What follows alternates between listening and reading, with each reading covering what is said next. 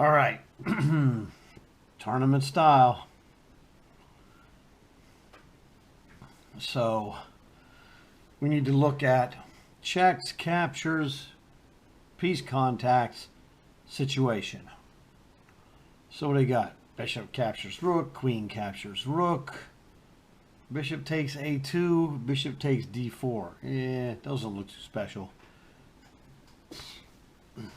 He's threatening to take our queen, just to let you know. Checks. We cannot check this guy at all. Piece contacts. Things like g6 could be useful. Maybe bishop to d5. I don't know. Bishop to f7. That doesn't look too good, but you know, it does count. So my thinking is this. Why can't I just take this rook? I'm a brute force kind of guy. I want to say brute force this rook and see what he can do about it. What is he threatening outside of our queen? The answer is I don't see a whole lot. Why can't I just play queen takes rook?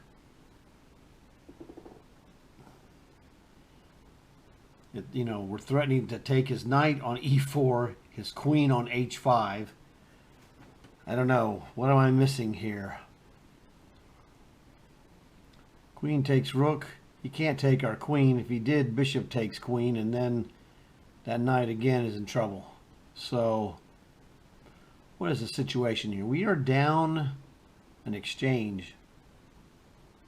We're just going to take his rook. Queen takes rook. Does he have check? He does. We just take it. I'm sorry. I don't understand.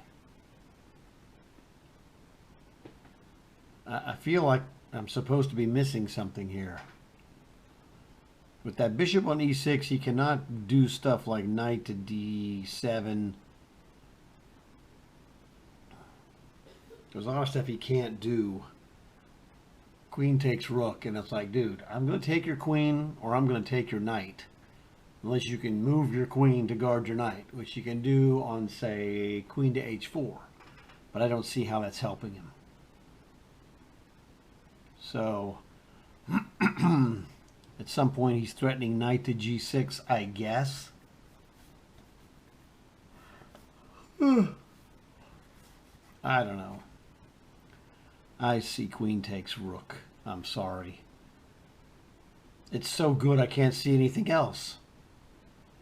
I mean, you know, it's just too many threats. Yeah, exactly. Now, the natural moves that you'd like to play here would be bishop to g6, which loses the bishop, and also bishop to d3, which also loses the bishop. Those are the moves that would have the domination position for the bishop. So, we'd also like to, I don't know.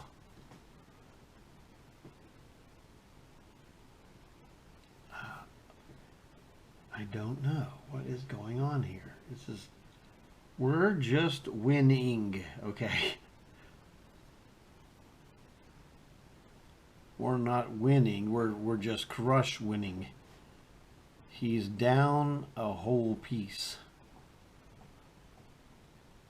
with, I'd say, extremely minuscule compensation. I don't know. My philosophy here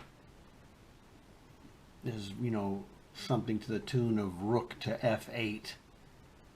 You know, rook to f1, and then go like bishop to c8. And tell me what you're supposed to do here, Bobby Fischer Jr. Or I could just play rook f8, rook f1, g6. I don't see that this guy's really got, you know, jack squat of any threats. Bishop to e6 is also pretty good. Trying to figure out what they're trying to get us to do.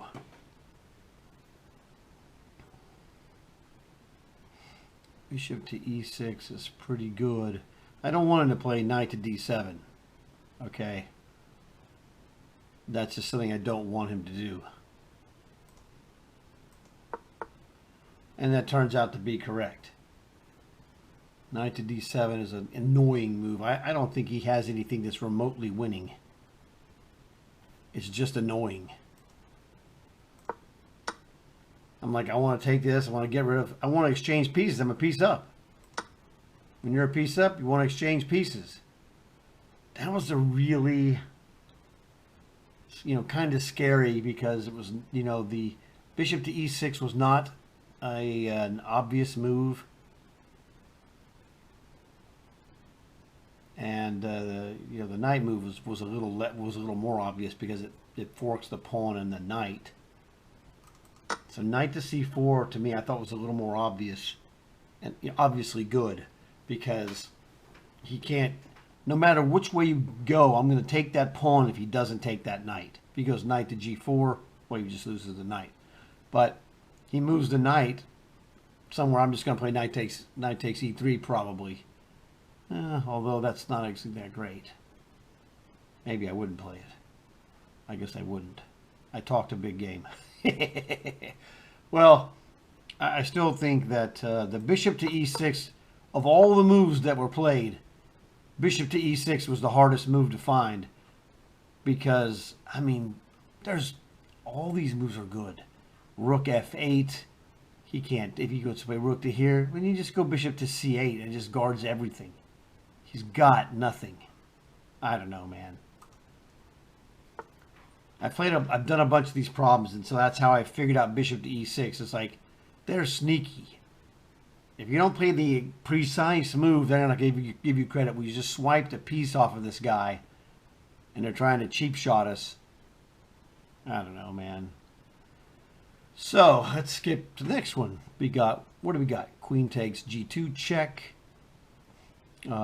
Queen could take any of the three pawns around the king. Rook takes f3. Rook. One of the rooks can go to e8. Okay, to knock that queen offline. Pain in the butt. Actually, that's very interesting now that I think about it, because if we go, say, rook f e8, he's got to defend that rook. So queen to d7. And then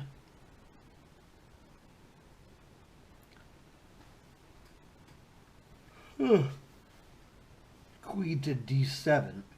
Then the question becomes, do we want to give away 2 rooks for the queen? My gut reaction is no. There aren't a lot of targets. There are not a lot of targets. His pawns, his g2 pawn covers the king side. The a2 pawn covers the queen side. It's too many. He's too solidly holding. The queen is not going to beat the rooks, the 2 rooks. When you're a pawn, 2 rooks and a pawn against the queen is not beating these pawns. These pawns are way too easy to protect. He goes rook d1 and then the other rook on d2, and you're like, dude, you can't do jack. The black position is much weaker. Versus the 2 rooks are better against the black king than the white queen. Black queen is against the white king. So I would not give up 2 rooks for the queen here. That's a situational deal. You do it, you're going to get busted. Just that simple.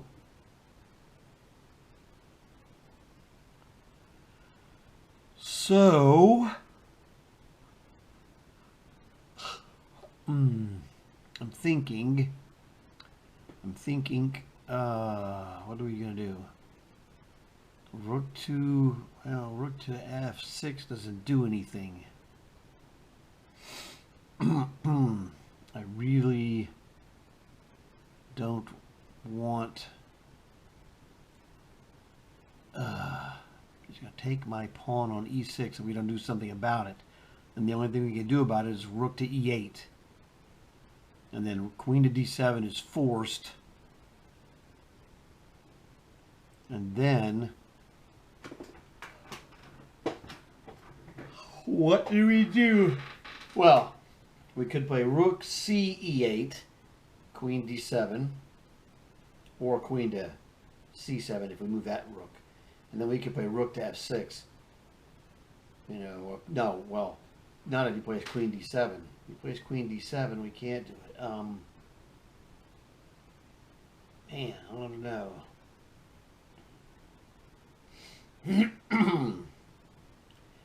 Now let's see, rook c e8, just for grins. Queen to d7. Well, actually,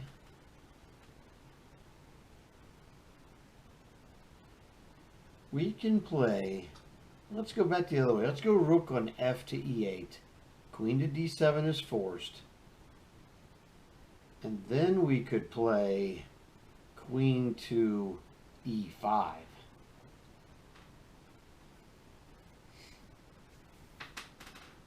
I don't know if that's doing anything really. I'd really like to protect that pawn better than queen e5. But queen d5 might be the only way to protect it. It's like rook f to e8, queen d7. It's the only way you can protect a pawn. If you give up that pawn, you're 2 pawns down and you're just getting rolled. So it's not good. So I don't like this position. He's also threatening rook to d7. So this rook to e8 also breaks up his idea of pressuring g7. Rook e8, queen to d7, queen to e5.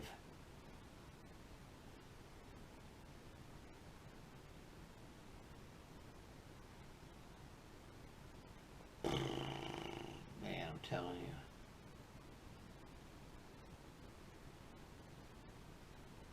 See, the other advantage of queen to e5 is that we're threatening to play queen c5 check and then piling up on that pinned rook. It's kind of a long shot.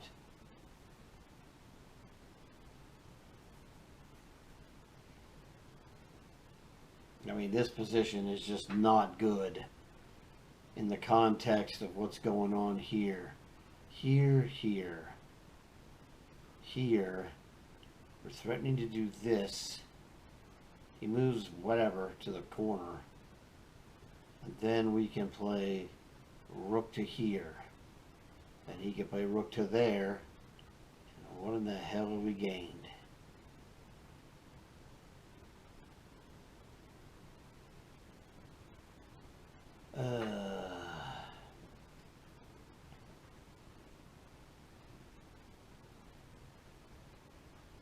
I don't know. Terrible. Wow, none of that works. I literally have no idea. This rook doesn't do anything. Correct.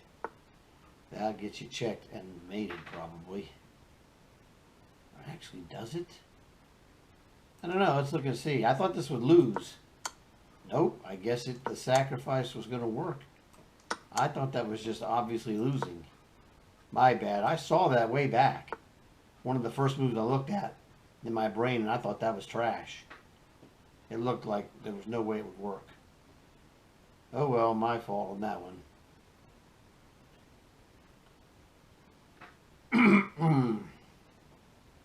Well, let's brute force this guy.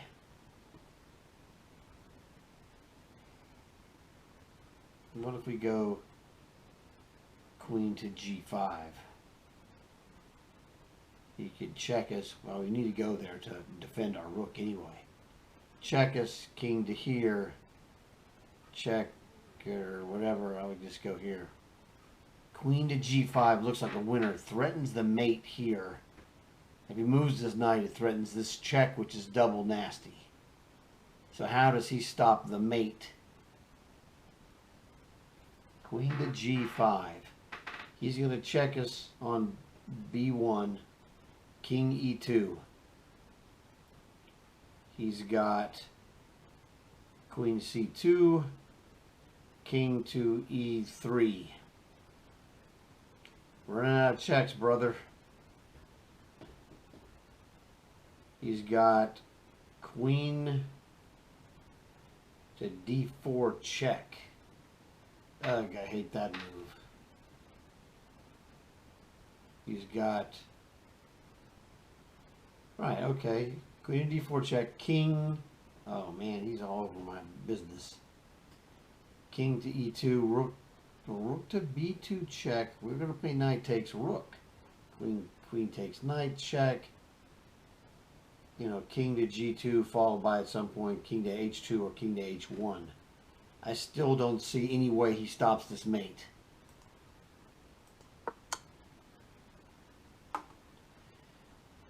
Now this king f1 has to be a mistake because he'll check us and then eat the rook. Correct. Like I said, I don't see any way he stops the mate. And there isn't a way. Oh, geez, look at this freak. Well, all right. We got queen takes pawn. We got queen e1 check, queen d4 check, queen g7 check, and queen to g3 check. Now, to me, I'm a king and pawn endgame master, and then some. So I say, I'm always looking to go, hey, let's go to the king and pawn ending. Queen d4 check, queen takes, king takes on d4. And what happens is, if he pushes his... There's a race of two pawns. And what happens is, if he pushes the H pawn on the far left, our king is in the square of the pawn. Okay, that square is 5 by 5, and the king is on d4. He's in the square. So he pushes that pawn, our king goes directly after that pawn only as it moves. If it doesn't move, we don't have to go after it. We're going to queen with check in the corner and also own the h8 square when we queen on a1. Now, if he checks us with the other pawn, then like c3 check, then we go king to e4. The point there is that, once again, if he pushes his h pawn, the king goes and cuts it off. If he pushes the c pawn, we just queen the a pawn because we queened first. He goes 4, we go 5. He goes 5, we go 6, 6, 7, 7. We queen before he queens. He'll get to c7 and fail. So to me, queen to d4 check transforms this into a completely one king and pawn ending. Like this, queen d4, queen takes, king takes. Now, genius, what are you going to do? He moves his king, I move this pawn. It doesn't matter. If he checks me, I'm just going to move to, say, king to e5 or king to e4, cutting this guy off. This is the guy that with king, our king has to stop this guy. We don't have to worry about this guy because this guy is faster than him. So this pawn, the a pawn, beats the c pawn because he's one step faster. The king only has to concern himself with the h pawn. This to me is a dead one king and pawn endgame with this move.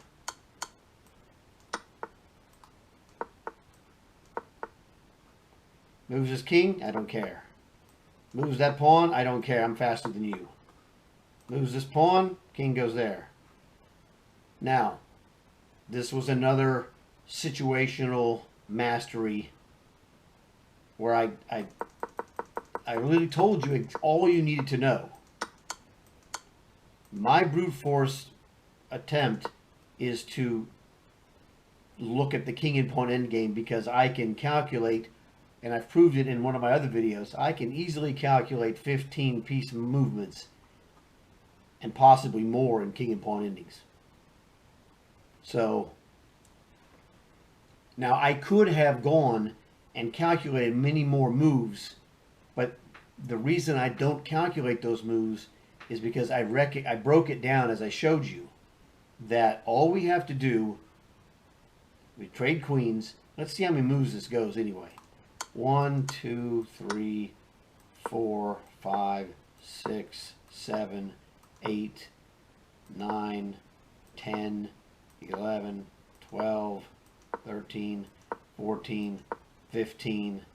So this was 15.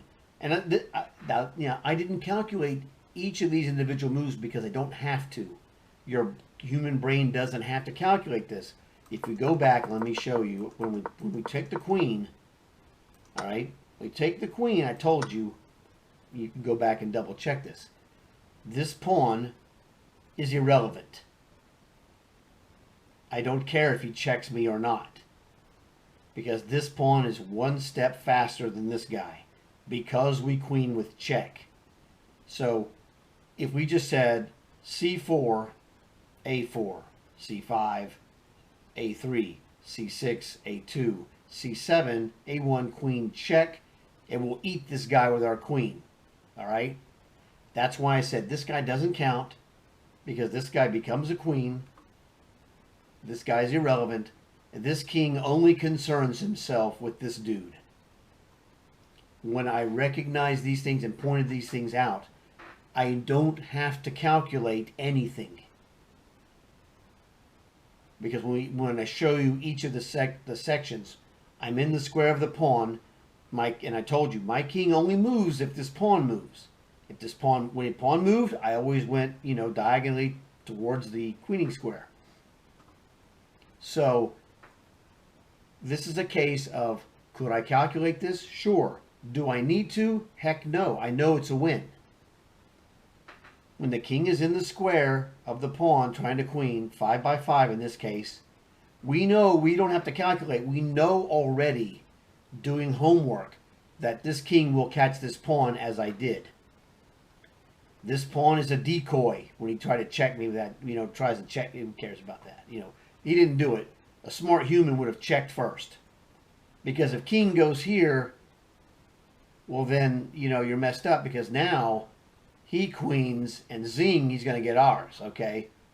So h5 was a mistake here. The computer should have been programmed to play c3, because the proper move would have been either king e4 or king to e3. King e4 stays off the diagonal, so when your queen queens, it can do stuff on this diagonal. So that's the thing.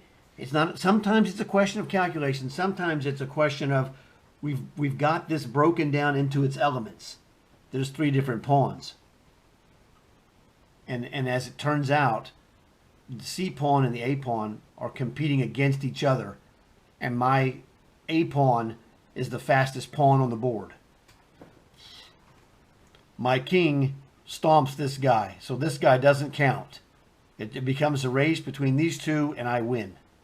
Once you know that, I don't have to calculate jack squat. And I didn't. And you saw it was a cakewalk. Boom, boom, boom, boom, boom, boom. Okay. Ooh, c4. Whatever. Ooh, c5. As my father would say, so what? Okay, and you're toast. He queens, I eat it. Doesn't matter. He pushes c6, I queen. Whatever. So, terrific problem. Shows you exactly how you should calculate a transition from an endgame with pieces to an endgame with kings and pawns, using the knowledge that you are going to have to build, that I have, of the king and pawn endgames, which you see I handle quite easily.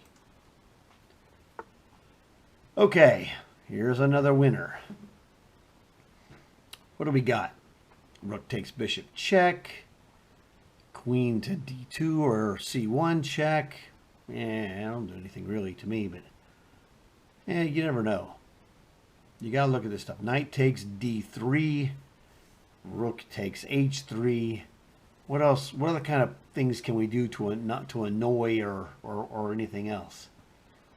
Bishop to c6 on the queen, bishop to f7, or rook to f7 to possibly block some queen checks, or a rook check on a7.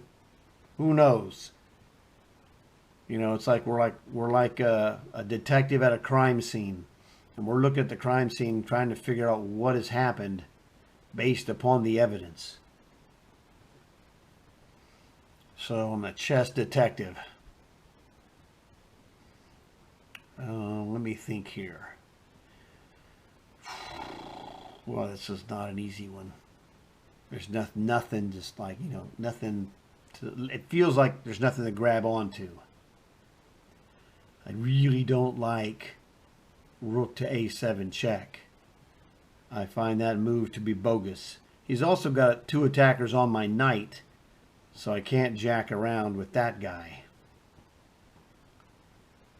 So here's an interesting idea. What if... Oh, it's that damn rook again. The what if I'm looking at was rook takes bishop check. Pawn takes rook. Knight to the f3. Oh, heck, forget that.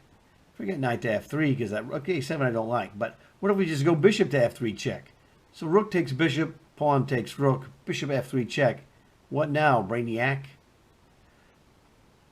He's got to stick something in there. Rook or queen.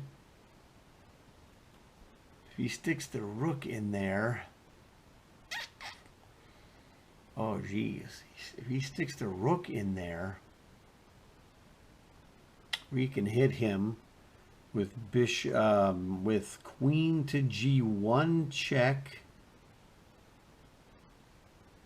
king to d2, queen takes a1.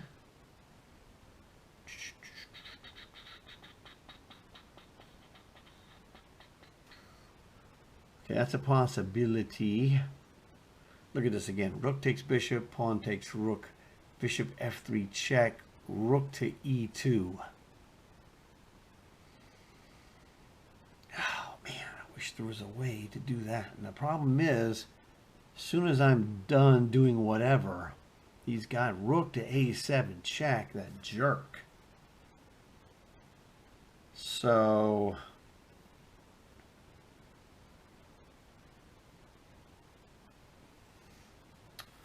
So let's just say, let's leave that knight and bishop there. Let's leave that bishop on d5. Let's not play bishop f3 check, because I really don't think that move is that great. It's okay.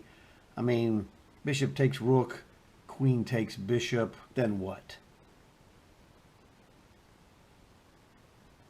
Well, let's look at that again. Rook takes bishop, pawn takes rook, bishop f3, rook e2, queen takes, bishop takes rook check, king captures bishop, and whoa, queen to e3 check, because the knight is on e5, so it's shielded. He can't take it. Queen to e5, e3 check. King is on e2. So his king can go to either d1 or f1. And then I can play king d1. I can play bishop checks on... Oh, no, bishop is already gone. Sorry, our bishop is gone. There is no bishop to check. Okay, well, if he goes to d1, I could play queen to g1 check, followed by, he goes king to d2. I could knight check him. I could knight check him on f3. My queen is here. Knight was be here. He's there. He's here. This is blocked. He can check. He could go here. just take this. But he's going to perpetually check me, that jerk. Let's look at this again. It's very complicated. Queen takes bishop, rook takes bishop, pawn takes rook. I was laughing at that thing. And then bishop checks, rook here, bishop takes, king takes, queen to e3 check, just driving it right down his throat. Actually, he goes to one of those white squares. Man, I can just play queen takes, pawn check if he's on d1. Where you going, Bobby Fischer? So, if he goes to c1, I can check him.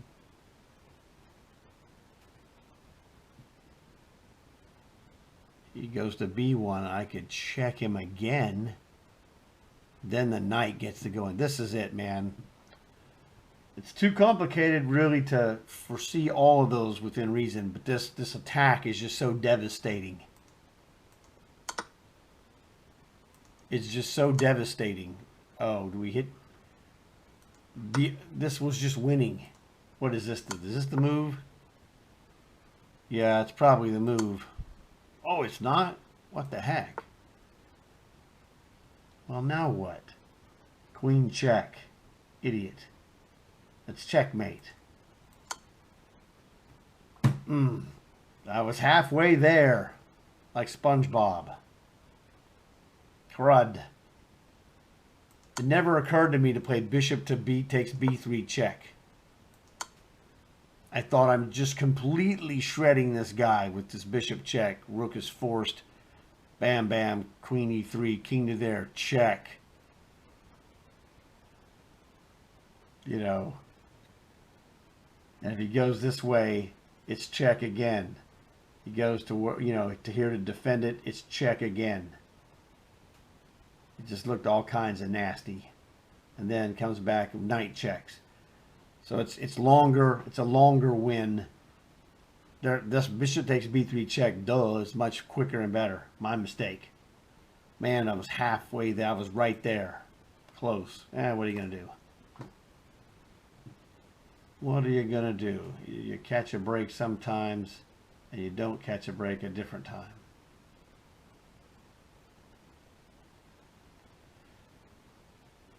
Now, these are all solidly difficult-ish, but I should have had both of these. I was right there. I don't remember what this one was.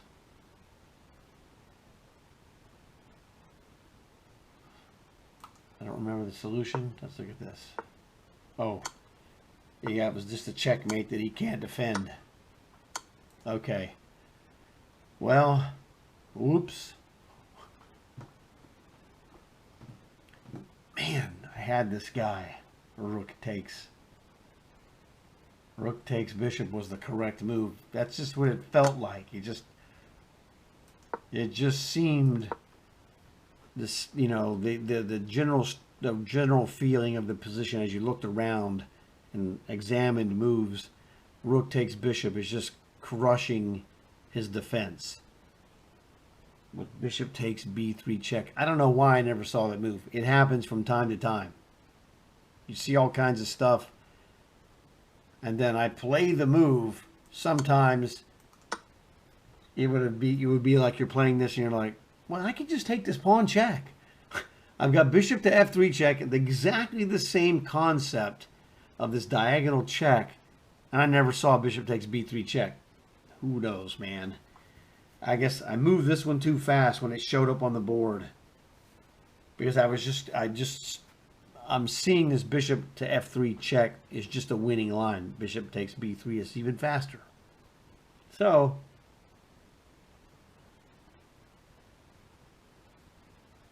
you know, this is annoying when you play the killer move. The harder move is calculating, you know, rook takes bishop, pawn takes, and that you're going to be winning. And then you see this move that you didn't even consider, and it's like, oh man. Hey, guess what? It happened to me. You watched it. You watched it right in front of your face. It's going to happen to you too. Happens to grandmasters.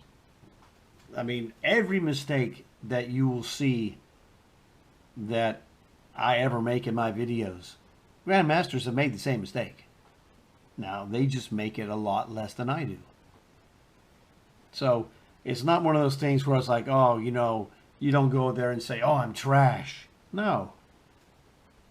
I just failed to execute properly. But I'll do better next time. And that's what we do. We learned why my mistake was a mistake. So I'm still a winner.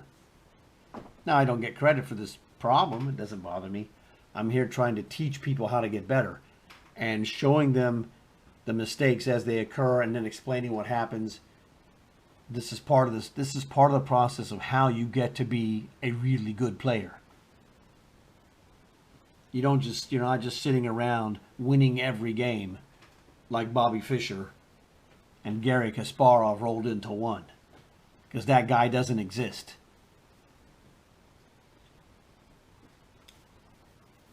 Whoever you think the greatest player is, that dude lost games. That's part of the game. You're going to lose games. Now, you know, the thing, it becomes a percentage where you lose less and less and less and less as you get better. Or the percentage of losses can stay the same, but you're moving up in competition level. So if you're, for example, if you're a 1,500 or 1,600 player and you win half your games, that's real solid. So if you're playing in tournaments and you're winning, you know, the same percentage, but your rating keeps going up, and then you go to play 1,700s and then 1,800s, and you're still winning 50% of your games, but you're playing against stronger players.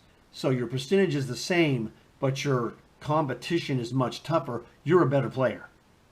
So the percentage is not necessarily the statistic that tells you. You have to look at all the categories. You know, what is the rating of the guys you're playing? What is your rating? What kind of results are you having? As you're getting better, are you, you know, if you're playing in a group, let's say you have a chess club of, say, 20 people, and you're scoring, let's just make it simple, 50%. And you're working on these problems with me, et cetera, and then, you know, after a couple months, your winning percentage is like close to 60% against the same 20 guys that, you know, club. Well, you're clearly improving, because the people stay the same, and we're just, for the argument's premise, they're not improving. They're just playing the regular games. They win some, they lose some, but they're basically, we're going to use them as a control group. They're staying roughly the same, but your percentage of wins is increasing. It shows that you're improving. And as you go, like I said, if your percentage stays the same, but you're playing, instead of playing 1600s, you're playing 1800s. If your percentage stays the same, well, it means you're playing better, because those guys are much better. And then you're playing 2000s, and the same thing happens where your percentage is staying the same, but you're playing much tougher opposition. That shows improvement. I did that myself when they opened a club close to downtown Houston. It was called the Houston Chess Studio. It used to be in the Chess Life magazine. 1 year or a couple of years, one of the guys, Jesse Tuggle, was the U.S. Chess Federation games played leader. He played the most rated games at the Houston Chess Studio. He was a, you know, that wasn't a, you know, there wasn't a trophy for that, but he was recognized as the #1 most active tournament player in America. It was a guy, knew him at the Houston Chess Studio. Super nice guy. He died a while back. He was probably at least 20 years older than me. I'm almost 60, so today he would have been 80 to 85. Super nice guy. I mean, everybody loved that guy. He was really nice. Man, he would play to kill you on the board, and man, was so nice to you. you know, after the game was over. Win or lose, super nice guy. So I went and played down there, and man, that place was tough. So, you know, I went over there, and I was having a slightly lower percentage of wins when I played at this chess studio, but those guys were way tougher, and that's how I got to be much better. I went to the lion's den, and I was fighting the lions. Beat some lions, had lions beat me, okay?